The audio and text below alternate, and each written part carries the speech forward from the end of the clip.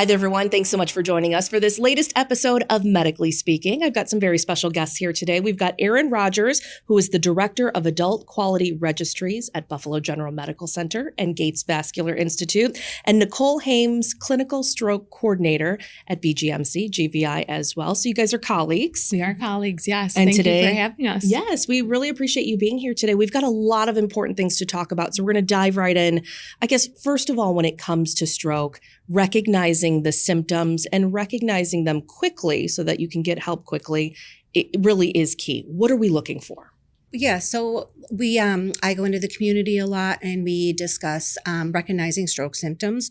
So usually people are familiar with the FAST acronym, which has recently been changed to BFAST to pick up on some of those atypical stroke symptoms. So we look at things like if you're having slurred speech, weakness in one side of the body, facial droop, things like that. We kind of want to bring more recognition to atypical stroke symptoms. That's why they added the BE before BFAST, because we have balance and eye. So vision is a really important one. And then also for your hemorrhagic strokes, we're looking at things like, they call it the worst headache of your life.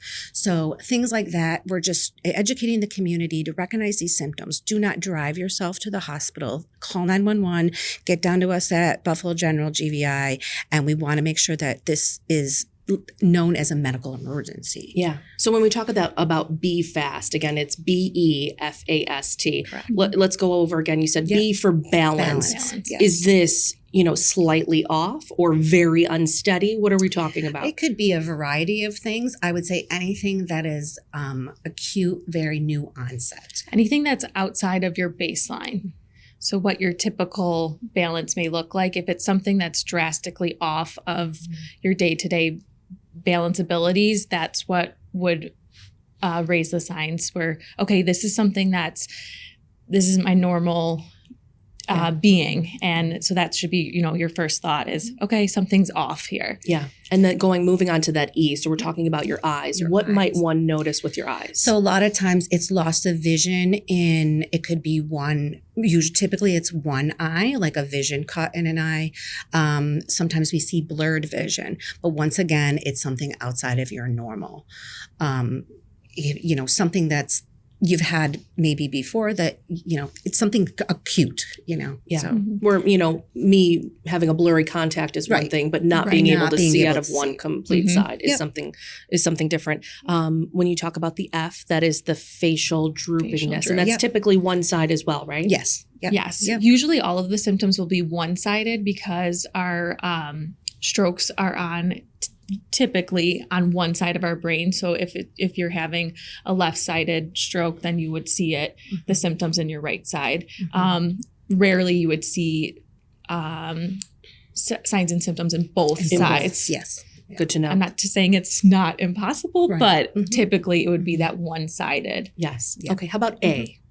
So A would be arm weakness. It can also be leg, but it's usually considered with arm. You can't pick your arm up. A lot of times you pick your arm up and it just falls down to the side of your body. But yeah.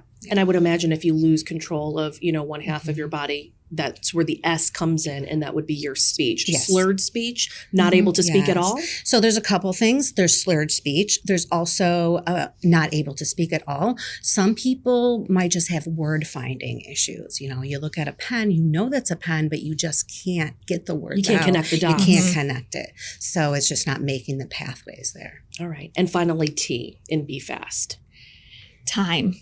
So time is of the essence. As Nicole said, we encourage, and that's what we educate our community on, is time is brain. So every second, every minute counts. So to call 911 and have emergency services take you to the closest stroke center. Yeah. And we're so lucky to have Buff General and Gates Vascular Institute right in our own backyard. Yes. And that is where some really incredible work is happening to help stroke patients become stroke survivors. Right. And also I just wanted to make one other comment about the signs and symptoms. Knowing it just for other loved ones too. So acknowledging it and knowing it for yourself, but also for anyone that you may be noticing that they're having the signs and symptoms of a stroke. Yeah. So being aware if you're out in the community and something, a person seems off, and say, okay, we need to call 911 now and we need to get to Gates. I mean, I've heard of stories where people are watching, newscasts in other parts of the country, and they notice that the anchor is, slurring their words, or they start to see some of that droopiness, and they're able to step in, even just being a viewer at home, which is something really incredible. But I think we all need to be aware of our surroundings and the people around us to be able to help.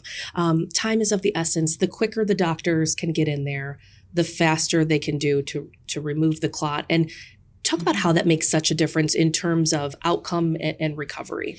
So there's a couple options with stroke. So yes, we have the typical, what they call clot busting medication. And the reasons why time is of the essence is because there's a time frame that we can give that medication, typically within 4.5 hours of what we call your last known well. So your last known well is, when was the last time I didn't have these symptoms? So in order for that medication to work, that's why you have to get there quickly. And then we also have like mechanical thrombectomies and stuff where they go in and get the clot out. But all of these interventions, the quicker that we get to them, we're saving neurons of the brain, and then you are going to have a better outcome. Yeah. And when you save the neurons of the brain, you're saving that function and the speech and the mobility and all of those things. Yep. So all of that, again, amazing work is happening within the walls of BGMC and GVI on the medical campus. But once folks leave, the work doesn't stop, and that's especially where the two of you come in. It's about building that community and really letting the community know about the other resources aside from just the medications and the surgeries, the treatment that continues after, if you will. Right. So when being out in the community, we hear a lot of feedback on, I had fantastic care when I was at Buffalo General Gates Vascular. And then I got discharged and I really didn't know where to turn to. Google was my best friend at the time and didn't really feel like they had the proper resources or understanding of where to go. So in 2024, we developed a stroke survivor support group to kind of bridge the gap of stroke survivors and caregivers, to have a community of other survivors and caregivers to provide resources to each other, and also a way that we can continue the care that they have received after being discharged from our facility. And then once they get, thankfully home and post their rehab, all of that. So we've developed a monthly stroke survivor caregiver support group, and it's been a very meaningful and rewarding initiative that we have. Because it doesn't end when you walk out of those doors. There are a lot of folks that continue with their therapies, physical, speech, occupational therapy, but to have that community of people who know to a certain extent what you've been through, the caregivers being able to bond with one another. How does that help in somebody's recovery, knowing that you're not alone? Right. And that's the thing. I think the most part is like kind of the peer-to-peer support. A lot of them, they just share stories. There was a couple of them were chit-chatting about just like, I need to get this jar open. Like, how do I do that? It's real life stuff. It's real life stuff. Yeah. And he said, well, I had to do that too. You just shove it like up against the counter and you use your one hand. And it was just like little tidbits like that people just share, and they share their emotional stories too. And just to know that they have a friend and a resource. Right. And it's things that we take it, like Nicole said, opening a jar. We take for granted. And wouldn't, hearing from a peer saying, okay, this is the solution of how I've reintroduced baking back into my life, and just simple things that it's been really eye-opening for us as, people who are involved in the stroke program at Buffalo General Gates Vascular, getting that feedback and then using it to improve the stroke care that we are providing in-house and then following their discharge. It's getting back to real life. It's getting back to, the person hopefully that you once were before, and the things that you were able to do. Like you said, simple baking or cooking. You don't think about all of those small things that might become big obstacles in your recovery. Talk about again, wanting to get out into the community. You know, we bring this community together for this meeting, but this is really open to everybody, not just BGMC, GVI patients. Correct, Heather. You do not need to be a past patient of Buffalo General Gates Vascular. We're open to the community. Unfortunately, as I'm sure everyone has a loved one or someone that they know that has been impacted by stroke. So it's really to improve the health of our community as a whole. Yeah. And I've been able to attend a couple of the meetings and meet some of the patients, and it's really great to get a wide variety. You've got a wide variety of ages, different abilities, different stages in their recovery. And I think that sometimes it's nice for maybe some of the earlier discharged or earlier diagnosed to see sort of what the possibilities are and what recovery can be like, and maybe give them a little glimmer of hope as well. Yep. That's what we intended to with this group, is to show everybody's stories, what challenges, also to show their growth. Yeah. And like I said, we open this up. Also, I just, not to just stroke survivors, but we do actually have a woman who her husband had the stroke. And sometimes she just comes by herself, just discuss challenges she's having with communicating with her husband. So it's really open for whatever their need is. Right. And they will share small wins of, what in the past month were you able to accomplish that you hadn't been able to accomplish. And even the stroke survivors who have had their strokes, 15 years past, still have those small wins that we all can celebrate together. And I think seeing for those who have been newly discharged strokes, seeing that, recovery doesn't happen within 3 months, 6 months, a year. And it's not necessarily linear either. Right. So seeing that, it's constantly building, and seeing the veteran stroke survivors, giving them that encouragement that let's celebrate those small wins. It might seem so daunting at the time, but celebrating one small step in recovery and improvement is very something to be very proud of. Yeah. And just as we are celebrating them, they get a chance to celebrate one another, which I think is really special. Great. Talk about some of the things. I guess my first meeting, I didn't know what to expect when I walked in. Is it going to be clinical? Is it just going to be sort of a round table? You guys offer a little bit of everything. There's cooking classes, there's doctors speaking. How do you choose what you present, and why are all of those things, albeit different, they're all important in their own way? We kind of go by the feedback from the survivors.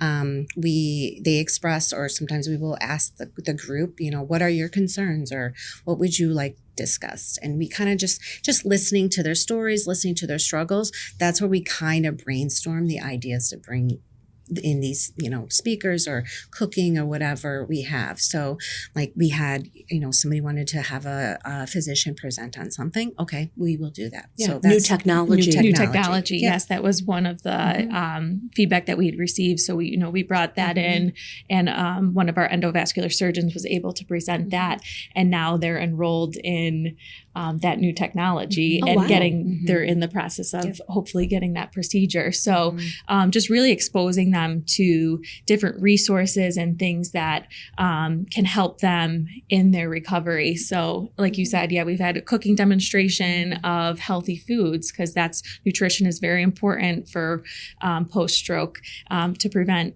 having a secondary stroke. What else have we had?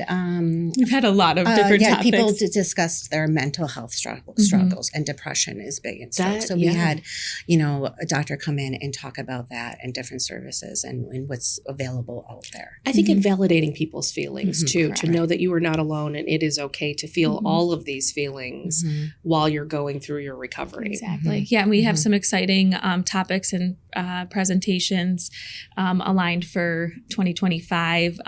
Next month, we have elder justice coming in and discussing living will and a MOLS form and power of attorney, where some of us might not ever have the opportunity to discuss those important things. Sure.